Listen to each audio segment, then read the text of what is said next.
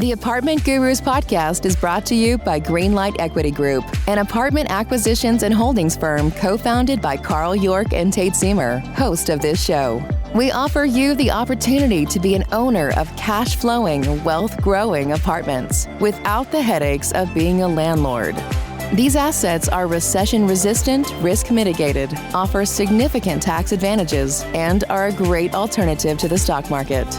Ready to check it out? Go to www.investwithgreenlight.com today to book a personal consultation with Carl or Tate. Again, that's investwithgreenlight.com. We look forward to meeting you. Welcome to The Apartment Gurus, where twice a week, host Tate Siemer brings you deep dive interviews with the wisest gurus in the apartment investing industry. These experts are sure to create game-changing value and inspiration designed to catapult your business to the next level. Be sure to reach out to Tate at www.investwithgreenlight.com for access to his investor portal and Calendly link.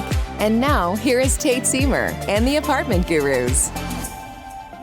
Welcome, everybody, back to another episode of the Apartment Gurus podcast. And again, for me, the coolest part of getting to do this show, and that's how I look at it. I look at it as like really having the honor and privilege of doing this show. And by far, the coolest thing about it is connecting with people that kind of inspire you or really inspire you, light you up, give you good new ideas that you can take into your business, and kind of give you a whole new perspective on what you're up to through hearing about their experience and hearing about the wisdom and lessons that, acquired along the way in doing business. And so today's perspective is really unique because Caleb Johnson's with us. And Caleb, I know that you got to your 9 million in assets under management within by the time you were 25, right? That's right.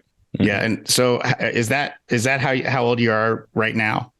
I am. Yeah. And so we're closing on another property. So that number will change. Praise God. But cool. Yeah. Nice. That's great. We'll have to talk about that deal on that property. I want to hear all about that. So Caleb is zooming in from Phoenix, sunny Phoenix, where I'm sure super hot Phoenix right now. 110, brother. Yeah. It's getting warm in Salt Lake City too. So yeah, we're getting into and like we alluded to, he acquired $9 million worth of real estate before the age of 25. He's basically got a really good grasp on how to start with low money or no money, especially with no money down deals, and bring a lot of lessons from his acquisition of his portfolio that he's got going so far. So Caleb, super stoked to have you on the show, and welcome to the Apartment Gurus. Hey, the pleasure is all mine. Thank you so much for having me. Yeah, you're so welcome, man. This will be a lot of fun. So tell us all about what I just was telling everybody about. Like, when did you get started in real estate, and maybe kind of take us from that point, or even some backstory into the rest of your business background. Love to hear all about it. Yeah. So where I start my journey is when I was 18 years old, and the way I got into real estate was because of my parents, and not because they were wealthy by any means, but because they actually had day jobs. And I saw the life that they had, and I knew I didn't want that for myself. Just seeing how unhappy they were, and it's not that they're always unhappy, but just that wasn't the life that I wanted to live for myself. And that really got put into perspective when I was around that 18-year mark, and my mom had surgery. She took a sabbatical from work for about 3 months to let her body heal. And during that time, she was going to live off of her savings. And then at the end of 3 months, she thought that she'd be ready to go back to work, all recovered. But she got to that 3-month mark, and Tate, she wasn't healed. So she wasn't ready to go back to work, but she was around 60 years old. So getting ready for retirement. And that was really on her mind. And so she was stuck with this tough decision to, one, either go back to work and make money, so she's not dipping into her savings, but her physically, it's going to be hard, right? So she can't do it physically. Or what she can do is she can stay home, rest, recover, but prolong her retirement by years, dipping into her savings. And so I saw her go through that hard decision. And what she did was she went back to work. And honestly, guys, I would see her come home in tears because she was in so much physical pain. And so that moved me and motivated me to start taking action. I wanted to help her retire early. And I also knew that I didn't want that for myself. And I didn't want my future children to see that and think that's what they have to look forward to. So I bought my first property when I was 19. That was a fourplex. Moved into one unit, rented out the other three. House hack. House hack. Yeah. And lots of fun stories on that one, but was in residential for about 3 years. And then now I've been in commercial for about 3 years. So 6 years total. Awesome. So were you in residential? Were you mostly like small multi, or did you do some single family stuff? Yeah. So I think we did 4 deals in that first 3 years. The fourplex, a duplex, and sold the fourplex through a 1031 exchange, bought a retail facility through some partners, and then we did a flip as well. So, and then tell us about the last 3 years. What kind of deals have you been doing the last few years here? The last 3 years, we have focused on value add apartments in that I'd say 15 through 30 unit range. We're focusing on larger assets because of scale of economy and more units under one roof, and there's more meat on the bone. So that's our focus now. And today we own 5 assets, and in about a week we'll own 6. Nice. So tell us about what you're about to buy. So it is a 30-unit apartment complex here in Tucson, Arizona. Nice. And value add opportunity, really close to the main campus university out there. And we're really excited about that one. That's really exciting, man. Is that going to be your biggest deal yet? No, we do have a 30-unit in Albuquerque, New Mexico. Okay. We almost bought a 50-ish unit in Albuquerque. It's actually the first quote unquote, somewhat larger scale deal that we ever put under contract. And the loan was scheduled to close literally right when the COVID stock market crash happened. We were supposed to close like 10 days after that doomsday. And a lot of us forget kind of how that was, because the market crashed hard. And everybody in the real estate world just panicked and thought it was the end. And turns out the next 12 months were the biggest 12 months ever in multifamily. Right. A couple of things, man, like just the way that you started and just kind of started moving your feet and doing what you could do, deals that you could do. And I'm sure, especially your first deal being a fourplex, like that had to feel like a little bit of a stretch at 19 years old. Yeah. I'm always of the ilk that I'd rather just take action and learn along the way, because I know I can't know everything. Because I could learn for 5 years and never take action, but just taking action for me is how I learn best. Yeah. With, I don't want to make a stupid decision at the same time. So there's a fine dichotomy there.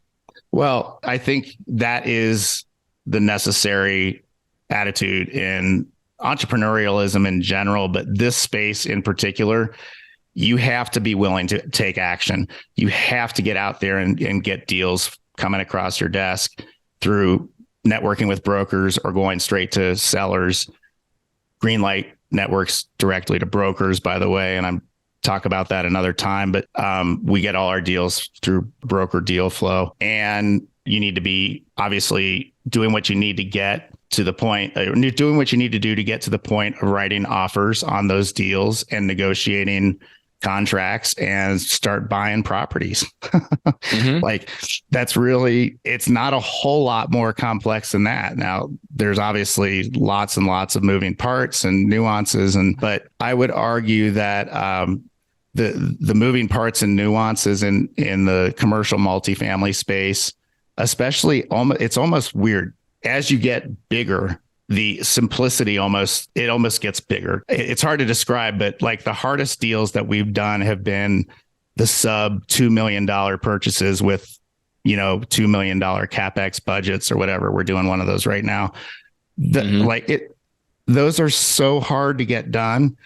especially from a debt standpoint these days. So anyway, I'm just reflecting on how many of us were at a point in our lives at age 19 that we were thinking just brilliantly, honestly, about starting to acquire real estate. Was the fourplex in your home market? It was, yeah. And I can't take all the credit for that. I definitely had some mentors in my life, and Bigger Pockets was the first resource, and it was free. And so they have a podcast that I listen to a lot. And so taking what had worked for other people and replicating that, I think for someone starting off with no money, no capital, that is so important to replicate what someone else has done.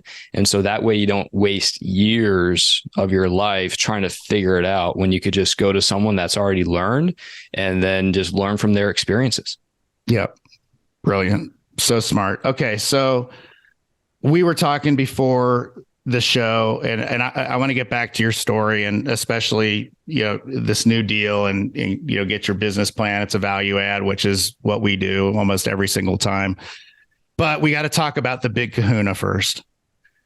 Corey Peterson, hopefully someday he'll hear this, and, who knows, down the digital rabbit hole or, down the highway, hopefully he'll come across this. But you and I both have obviously just a tremendous amount of appreciation for Corey, as he was foundational for me and Greenlight, my company, making the transition from 12 unit, actually single family to triplexes to a 12 unit to a 20 unit, going from that to buying. We literally bought almost $60 million worth of real estate over the next 18 months after joining Corey's mastermind at the time, which was a coaching mastermind. It was a small group, and we met in person. There really wasn't such a thing as Zoom back then. It's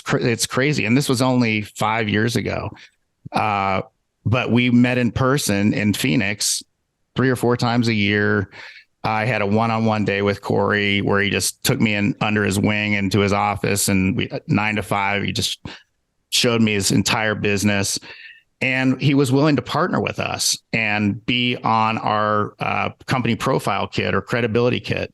Right. So he and Shelly, his wife, who's wonderful and one of the best cooks, chefs I've ever been around, they were willing to basically be advisory partners for Greenlight Equity Group while we were getting started, which gave us the ability to kind of leverage Corey's experience and knowledge and wisdom and credibility to kind of break into the industry. And, for us, it was just so key, and, it accelerated our timeline massively, probably 10x our timeline. And keep in mind, this is like, now masterminds, you meet once a week. My mastermind, which is called Multifamily Octane, which everybody should look into. We meet twice a week on Zoom for an hour, and I have, monthly one-on-one calls with everybody. And like the amount of, and I have an online curriculum, and we have a Slack channel, and the amount of like deliverables, and it's just the industry has changed and evolved so much that, and Corey's doing his own, I think it's called Investor Fuel, which is, I'm sure a great mastermind as well, knowing how he does things. So anyway, I'd love to hear, Caleb, after kind of me sharing my experience with Corey, and more than anything, he just kind of gave us a sense of confidence that we could go do what we wanted to do and needed to, or felt like we needed to do.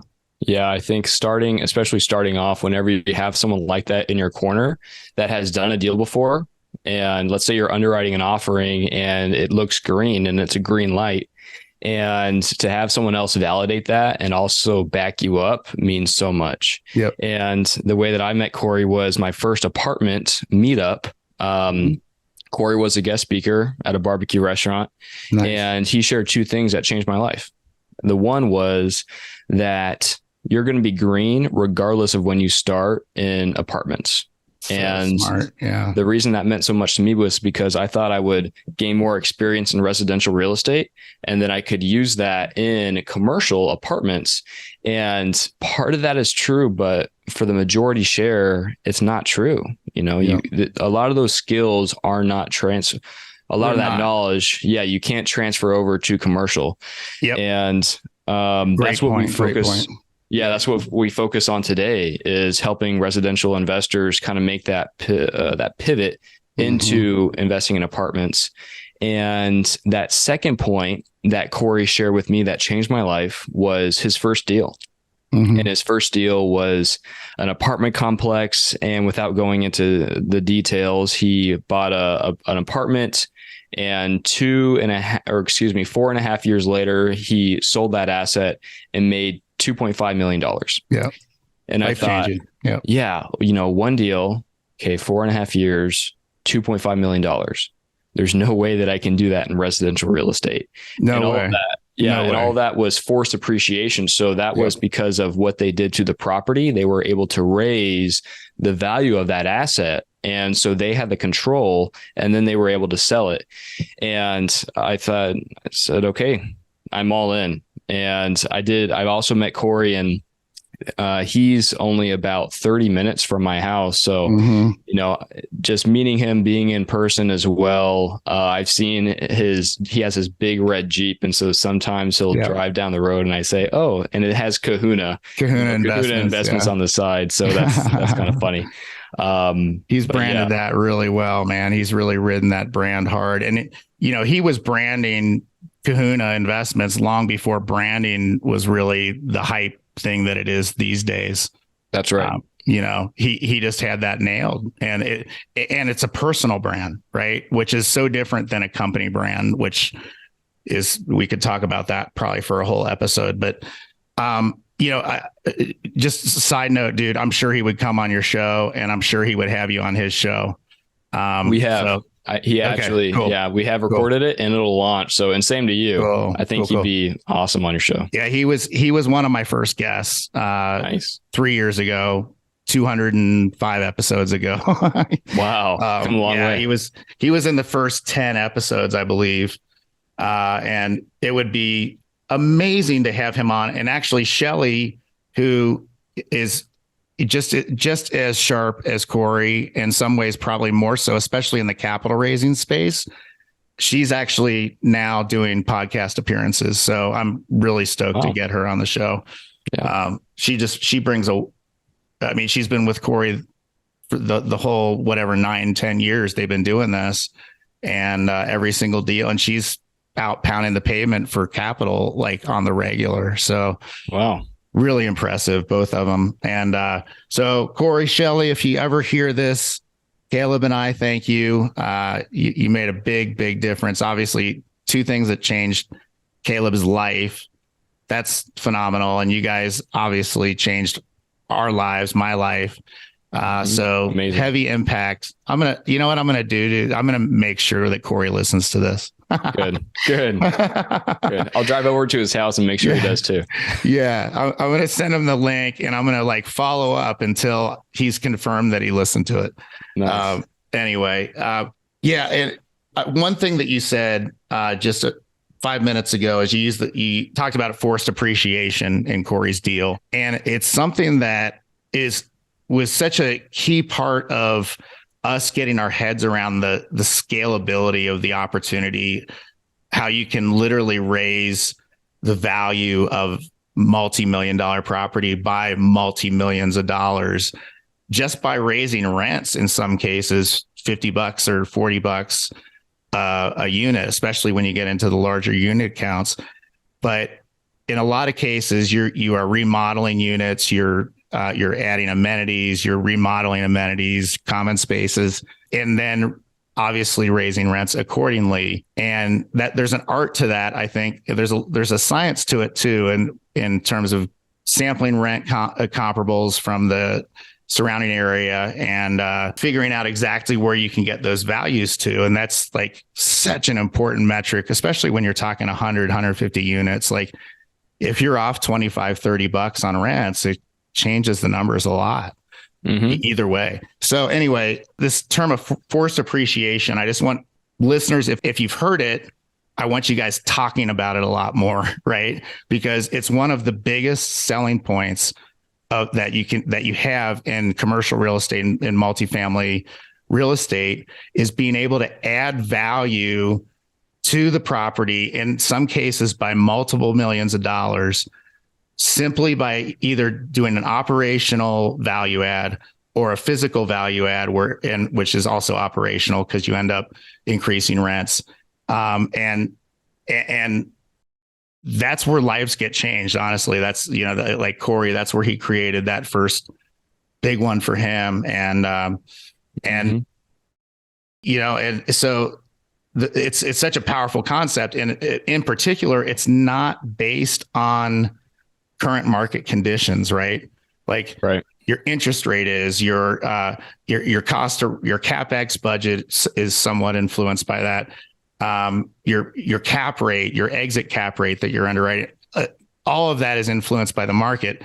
But based on very specific data, that you can go in and get a rent premium or a rent delta or a rent increase, another way of saying it, of $200, $300 on 100 units. Dude, that's a big time deal right there. That is. Yeah. And then you have 150 units on top of that.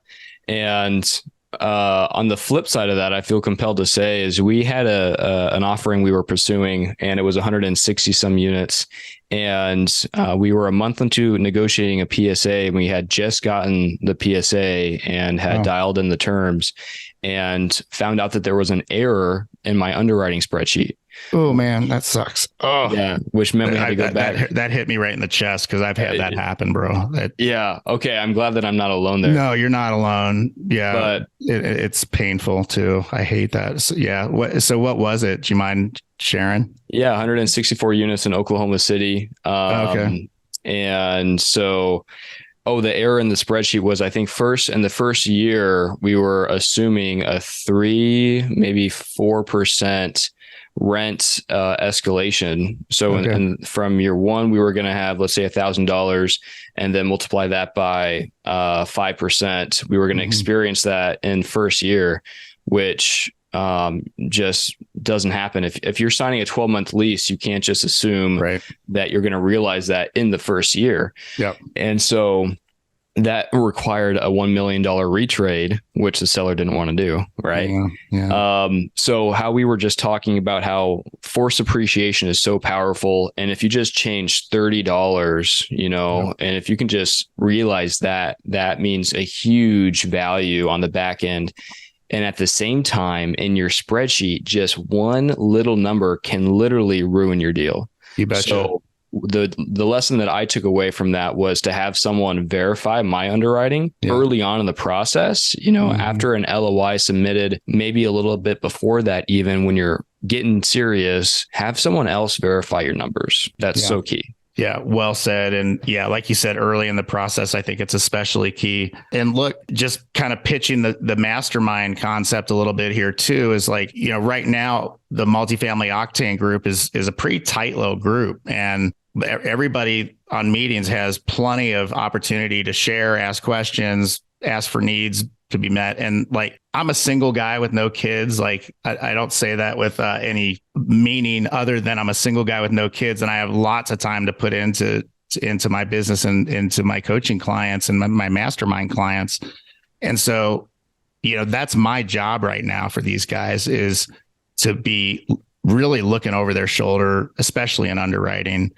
And I'll give a little plug to Real Estate Lab, which is the acquisitions platform that we use that uses AI to actually automatically load T12s and rent rolls into your underwriting. It is so amazing. And we're all using it, and it's just next level. But so anyway, real estate, and I have no official relationship other than we use Real Estate Lab, and we love it. But, and that's another way of, if you're a Real Estate Lab customer, they have weekly underwriting sessions where you can send a sample deal in, and they'll like just underwrite it on a Zoom call with everybody on it. So that's David Tupin, right? David Tupin. Yeah, my man.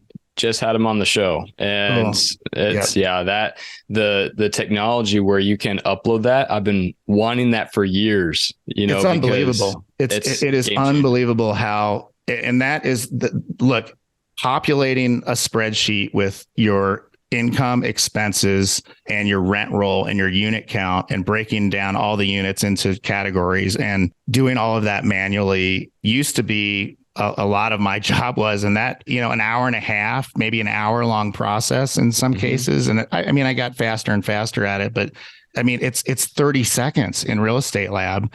Awesome. All you need is a rent roll and a T12, a spreadsheet for him right now. And he's actually he's putting PDF technology together, and you've got your underwriting. And of course you go and you fill in inputs and assumptions and vacancies and financing variable, all that stuff. But it's brilliant technology. And I'm sure David will hook you up if you reach out and tell him that you heard about Real Estate Lab from the Apartment Gurus podcast here from Caleb and myself, and definitely listen to Caleb's podcast with David. He was on my podcast about a year and a half, 2 years ago. And what he's done since then has been building since then is, I'm sure it's well worth hearing about. So what's the name of your podcast, Caleb? My podcast is called From Trial to Triumph. Love it. From Trial to Triumph. And is it focused on in the real estate space, or is it more broad? It is pretty broad. We've had athletes on there, people that run ultra marathons they come back from the Army, and so they are blind and deaf, but they're running ultra marathons. Wow. And people that are counselors, pastors, and a whole slew of other things. So definitely come check us out. From Trial to Triumph on Spotify and Apple Podcasts, everywhere you need it. So you're awesome. Thanks, and we'll come back to this here towards the end. But while we're thinking about it, what is the best way for listeners to learn about you, learn about your company and your podcast and everything that you offer? Yeah, the podcast would probably be the best way. So From Trial to Triumph. And additionally, if you will check us out at redseacapitalgroup.com, all of the stuff, in the media, you can see shows that I've been on, and Instagram, LinkedIn, Facebook, we're all over that as well. redseacapital.com, guys. Go check that out. redseacapitalgroup.com. Sorry, there's a group. redseacapitalgroup.com. Thank you for the correction there. That's super important stuff too. And I know you've got a great Facebook presence, but are you pretty heavy on LinkedIn too? Yeah. We post all the time about social media and the podcast on LinkedIn and deals that we're closing on and working on. So yeah, we're over there as well. Dude, isn't LinkedIn amazing? It's amazing in a way none of the other ones are, in my opinion. How so? Well, I just think the level of content and the density of content in the business world and in the entrepreneurial space, and specifically in our space, it's exceptional. And I heard Gary V, talking about how basically LinkedIn is kind of where Facebook was 10, 13 years ago, as far as Facebook didn't have the reach and the profitability to demand the advertising that they do now, right? Instagram's the same way, obviously. LinkedIn, you've got so much actual really original good content from influencers and thought leaders and just contributors with very little advertising content and not a whole lot of of course people are pitching stuff and that sort of thing, but I don't know. I just think it's next level. And look, if for us, when we've got a $10-12 million capital raise for a deal that we're, $18 to $27 million deal, which is what we've been working on the last year, we're going to go try to find private equity to fill part of that capital stack. And that's going to look like either pref equity or JV equity, joint venture equity. And I won't get granular on the differences there, but a pref equity piece will maybe do 50 to 65% of the required equity, which takes your capital raise down a big chunk, right? Well, where do you find that stuff? LinkedIn. Go to LinkedIn right now. If you're listening to this, go to LinkedIn right now. Take your market or a market that you're interested in. So let's say San Antonio, enter San Antonio commercial multifamily private equity and see what happens. You'll be blown away. There will be hundreds of people that come up with their contact information, a description of what they offer. A lot of these guys are debt equity brokers, so they offer loan products and from agency and all banks and life insurance companies and all kinds of like debt options, first position debt options, and they coordinate and place equity from like family offices and other private equity sources. Mm-hmm. Guys, this is like, seriously, if you want to get to the next level, like these are the sorts of things you're going to start to like need to get resourceful about. And show me any other place other than LinkedIn where you can find 200 private equity sources in one market. And by the way, it doesn't have to be specific to any market because, a private equity source will probably fund deals all over the country. So yeah, Tate, I'm so glad that you said that because I have literally used that exact system to find pref equity. And It's exactly like finding one person to write you a $7 million check. That's it. So it's amazing. It's beautiful. Yeah. Yeah. And like, eventually, I think especially now, this whole concept of the bigger the deal, the better the deal. And it's not because bigger is better. It's because the opportunity at scale to create a huge amount of equity or value in the property is there. And to do that, it requires a whole different level of raising capital. I mean, you're not going to syndicate $12 million worth of equity. I mean, you could $50,000 to $100,000 at a time if your investor network is big enough. And we're working on that all the time. Tip of the cap to Raise Masters, my capital raising mastermind that I'm in. That is just, again, second to none. Couldn't be happier being in Raise Masters, which again, no affiliation, just membership. Like I'm a happy member of Raise Masters, and that's 430 people that are raising capital for different projects or different levels. And you're in Raise Masters too, Caleb. I am. Yeah. Okay. Awesome. Yeah. I mean, again, that to me, the value, I already 10x that investment this year, and I've only been in it for 5 months. So, awesome. It's the value of these paid masterminds, guys. If you need a mentor, want a mentor or a coach or a coaching mastermind, which is what I'd recommend, or a one-on-one coach, you want to pay for that.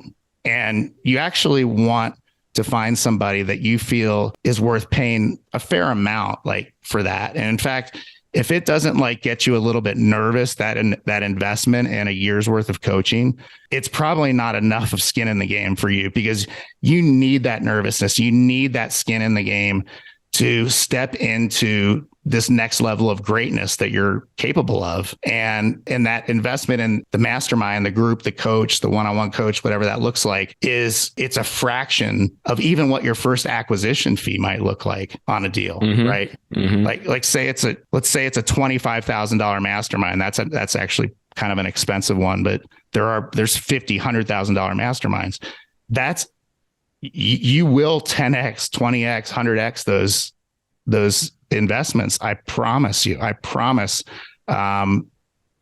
assuming that it's the right fit for you and that it inspires you to show up and do big things. So. Right. I think a big part of that too is, a big part of that is you get out of it what you put into it.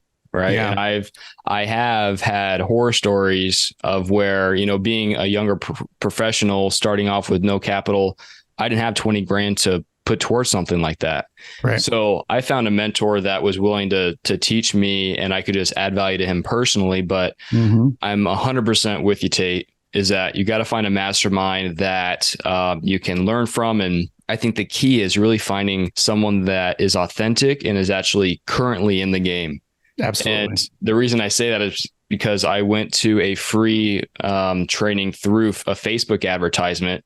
And, it was one of those where they just hype you up, and they initially get you with $100 investment, something very small. Yes. Then they invite you back. Yeah. For like a boot camp weekend. Yep. And then it's $1,000. Then they invite you back again for the big pop, the 25 grand. Mm-hmm. And there's no real value. right? They just kind of feed you a little bit at a time. And I remember that one that I went to that was like that. He actually kicked me out of I asked a question and he ended up kicking me out, which was a blessing in disguise. But so the reason I say that, it's just really important to find someone who is in the game and active and join that mastermind. Of course, find out where you are financially and if it's a good fit, but definitely do that.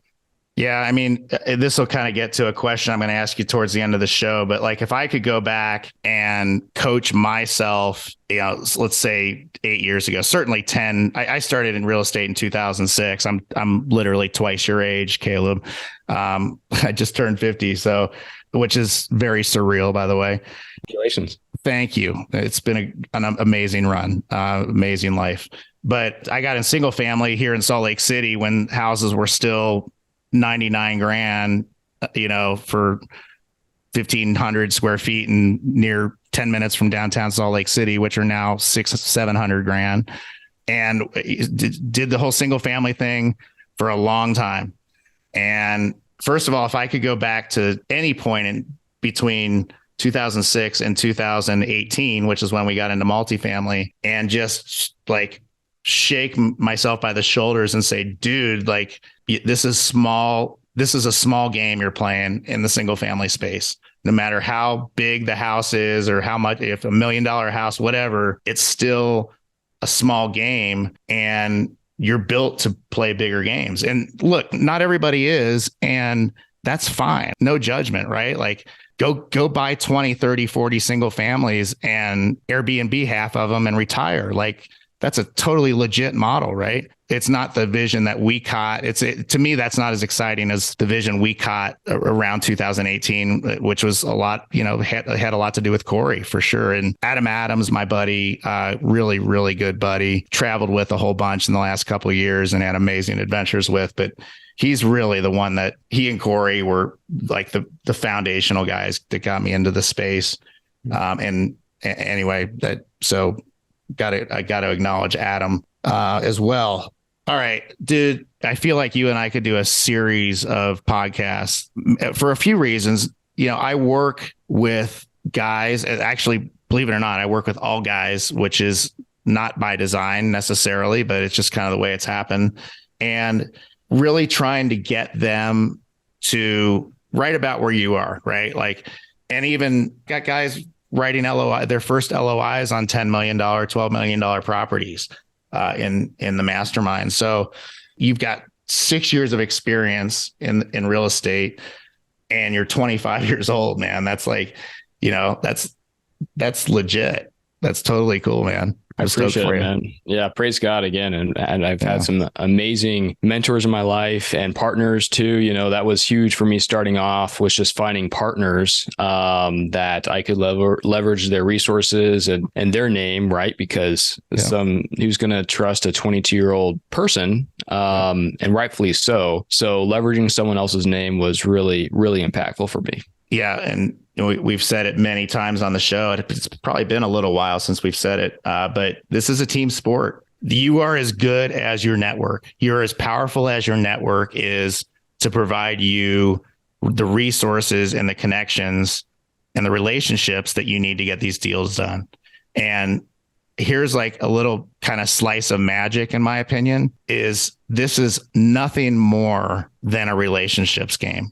Like, it's nothing less than a relationships game too, because it's an intense relationships game. And of course there's underwriting and due diligence and legal stuff. But even all that stuff, if you think about it, takes flight inside of a conversation with another person, right? Like, whether you're sourcing a loan or LP investor or a KP, a sponsor, like, again, if you're going to do a $30 million deal or let's say $8 million deal, you need to have a sponsor that has the net worth and liquidity, or, as part of your GP, or you do, or one of the general partners has to have that. So these are all attainable inside of partnerships. And so if you genuinely like people and you like connecting with people and you like kind of building other people up and being a contribution and an impact to other people, like you're going to eventually win at this game, in my opinion. Got the mic right there, man. Dropping bombs. Love it. Well, this has been, dude, this has been awesome. I've loved this conversation, Caleb.